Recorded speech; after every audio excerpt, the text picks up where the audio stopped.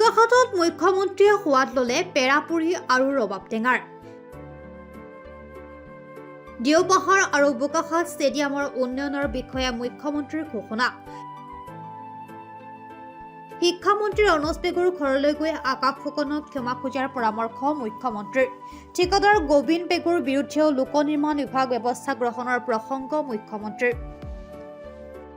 বোকাখাটত প্ৰায়ে পেৰা আৰু পুৰি খাওঁ। মুখ্যমন্ত্ৰী হোৱাৰ পিছত য'তে থাকোঁ তালৈকে মাতি নি খাইছিলোঁ। আজি যিহেতু গোলাঘাটৰ পৰা গাড়ীৰে গুৱাহাটীলৈ উভতি যাম, সেইকাৰণে গোপাল কৃষ্ণত সোমাই পেৰা আৰু পুৰি খালোঁ, সকলোকে লগো পালোঁ, ভাল লাগিলে মনটো।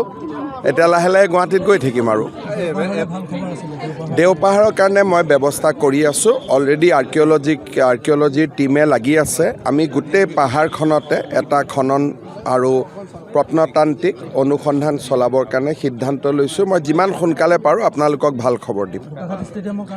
বোকাখাট ষ্টেডিয়ামটোতো হেলিপেড ভাঙি দিয়া হ'ল। ষ্টেডিয়ামৰ কাম আগবাঢ়ি আছে। মই অতুল দাক কৈছোঁ আৰু অলপ ডাঙৰ কৰি লওক।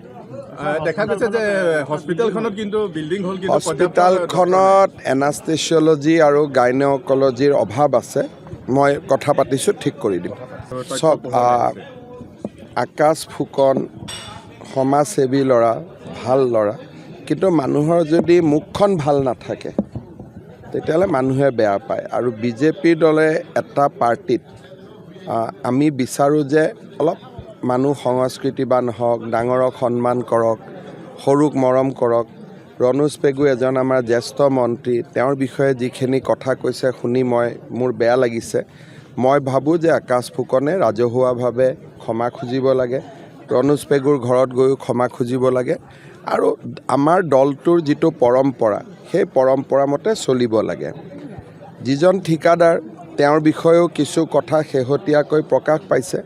মই ভাবোঁ যে এইটো ডিপাৰ্টমেণ্টে চাব লাগে যে কমপ্লিট নোহোৱা কাম এটা কেনেকৈ কমপ্লিশ্যন দেখুৱাইছিলে, সেই বিষয়ে ডিপাৰ্টমেণ্টে চাব। তাত মোৰ ক'বলগীয়া একো নাই, কিন্তু মোৰ দলৰ মানুহজনৰ যদি কথা আচাৰ ব্যৱহাৰ ভাল নাথাকে, মানুহে 10জনে মোকে প্ৰশ্ন সুধিব যে আপোনাৰ দলত কিয় এনেকুৱা মানুহৰ ডেকা বয়সত ভুল হয়। ভাল কৰি ডাঙৰজনক ক্ষমা খুজি, ৰাইজক ক্ষমা খুজি, নিজক সংশোধন কৰি মানুহ আগুৱাব লাগে। বোকাখাটৰ পৰা ভূপেন হাজৰিকাৰ ৰিপৰ্ট, প্ৰাত টাইম ডিজিটেল।